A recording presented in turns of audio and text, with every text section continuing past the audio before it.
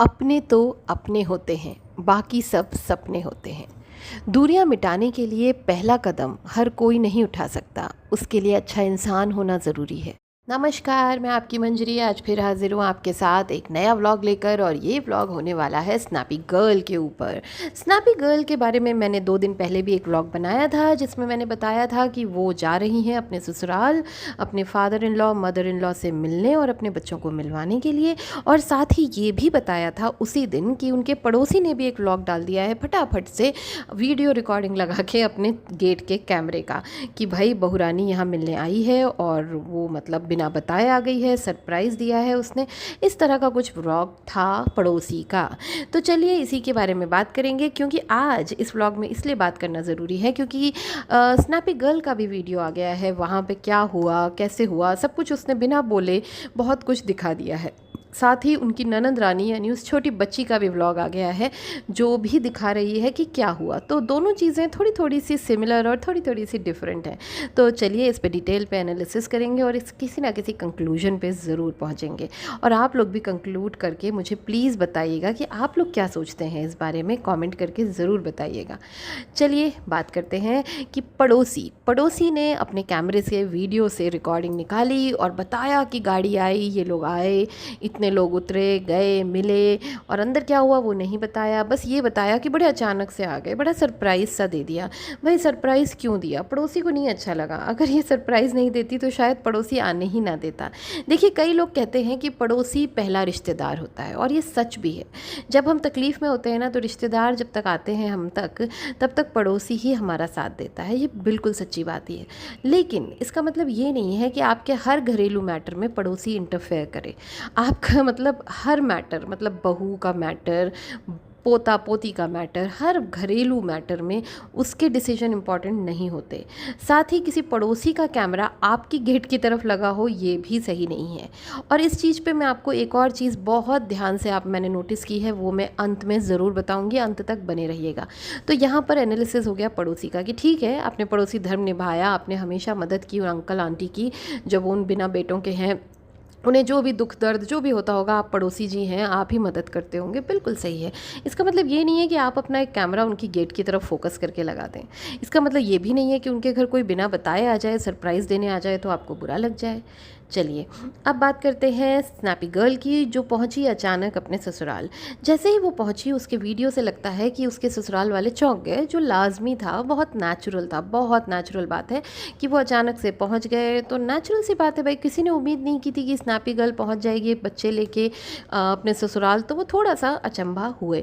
और जितनी दरारें आई हैं इनके बीच में, मतलब जिस किस्म की बातें हुई हैं, जैसे इनके फादर इन लॉ पे जो केस लगा है, जो बातें हुई हैं कि उसने मतलब स्नैपी गर्ल के साथ मिसबिहेव किया है, इस तरह की बातों के बाद नेचुरल सी बात है, एक दूरी, एक खाई खुद ही जाती है। तो आपने शुरुआत की, बहुत अच्छी बात है स्नैपी गर्ल जी। आप अचानक गई, ये भी अच्छी बात है, क्योंकि एक तो उन्हें सरप्राइज़ मिला, दूसरा पड़ोसी जैसे जो असामाजिक तत्व हैं वो कुछ अपना एक्टिवेशन नहीं ले पाए। आप ऐसे बार बार जाइए अपने ससुराल और सरप्राइज़ विजिट देते रहिए। लेकिन यहाँ पर आपने एक गलती कर दी, आप इतनी दूर गई, सुबह गई और शाम को वापस आ गई। मथुरा से शिवपुरी जहाँ आप गई, वहाँ तक का डिस्टेंस अराउंड 4.5 आवर्स का है।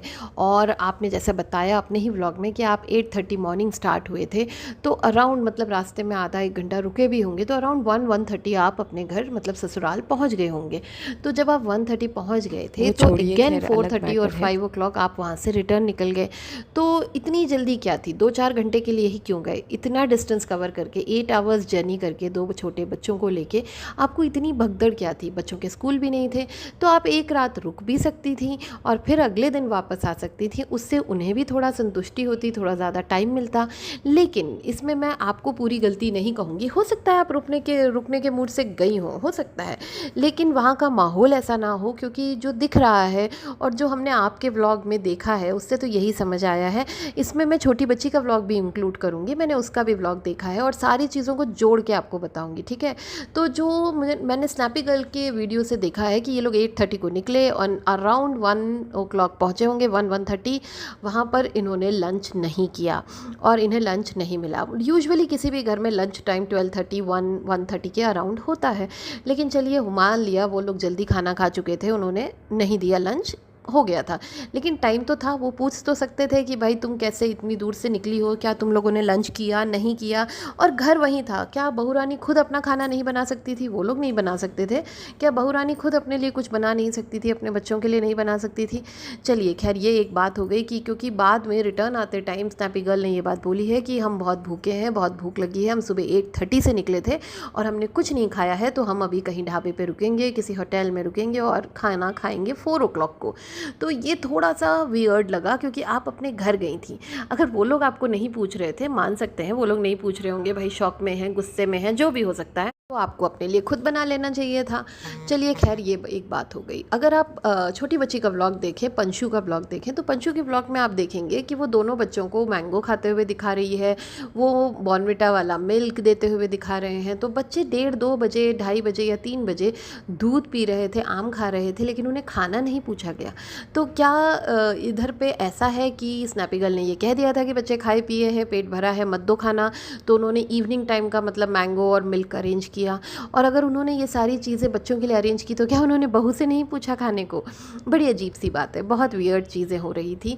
लेकिन खैर, कई लोगों ने इस चीज़ को ध्यान दिया, कई सब्सक्राइबर्स ने कमेंट किया है, लेकिन कईयों ने उसके लिए खिलाफ भी लड़ाई की है कि भाई वो खा के आए होंगे, उन्होंने पेट भरा होगा उनका। इस तरह से लोग भी जवाब दे रहे हैं, जो कुछ अंधभक्त होते ही हैं कहीं ना कहीं। चलिए, ये तो मैं आपके दिमाग में एक बात ला रही हूँ दोनों ही तरफ की। कमेंट करके बताइएगा क्या सही रहा होगा। क्या बहू अपने घर में जाकर खुद से अपना खाना बनाकर नहीं खा सकती? चलिए आगे बात करते हैं सास ससुर की। तो वो थोड़े से शॉक्ड तो थे, लेकिन उनको खुशी भी थी, क्योंकि जब उन्होंने अपने बच्चों को देखा ना, देखिए जिसके खुद के बच्चे चले गए हों तो उसके बच्चों के बच्चे में ही वो अपने बच्चों को ढूंढते हैं, और उनका घर ऐसा सूना पड़ा हुआ है। जैसे ही वो बच्चियाँ वहाँ पहुँची, वो उनका आंगन खिल उठा, उनके घर में किलकारियाँ गूंजने लगीं, बच्चे दौड़ने लगे, झूला झूलने लगे। ऑगी खुश हो गया, मतलब इतना खुश हो गया कि वो उन्हीं उन्हीं में घुसा हुआ था, घुसे जा रहा था। मुझे सबसे अच्छा उस पेट को देख के लगा। आई लव पेट्स, और जो इनका फीलिंग्स एक्सप्रेस करने का तरीका होता है ना, डेफिनेटली मुझे लगता है इंसानों से ज़्यादा बेहतर होता है। तो ऑगी वॉज़ वेरी हैप्पी, और जो भी दिखा उनके घर में, मुझे लगा कि वो अल्टीमेटली खुश ही हुए। और उन्होंने कई बार अपनी बड़ी पोती से ये पूछा, बड़ी नाती से ये पूछा कि तू यहीं रह जा, तू यहीं रह जा, और उसने बड़े अच्छे से जवाब दिया कि मैं यहीं रह जाऊँगी, तो वहाँ खाना कौन बनाएगा? वाह भाई वाह खाना बनाती हैं वो। खैर, वो तो बच्चों की बातें हैं, लेकिन यहाँ पर एक बात इम्पॉर्टेंट है जिस पे मैं स्पेसिफिकली बात करना चाहूँगी कि उन्होंने ये कहा बच्ची से कि तू यहीं रह जा।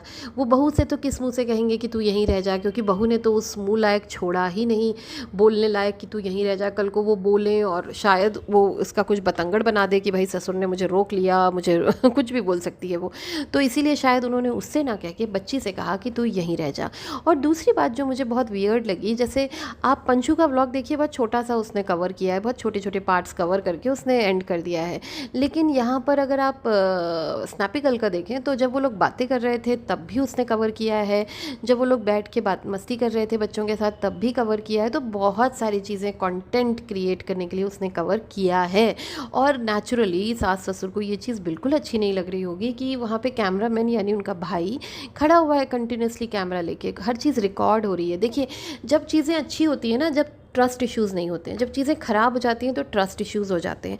तो जब ट्रस्ट इश्यूज़ हो जाते हैं और कोई रिकॉर्ड कर रहा होता है, तो आप मना भी नहीं कर सकते कि आप रिकॉर्ड मत करो, लेकिन आप उतने फ्री फ्रैंक भी नहीं हो पाते। तो ये बहुत इंपॉर्टेंट था। स्नैपी गर्ल ने ये अच्छा किया कि उसने पहल की, एटलीस्ट वो गई, चलिए रुकी नहीं, कोई बात नहीं, वो गई, बड़ी बात है। अब वो लोग क्या करते हैं ये देखने वाली बात है।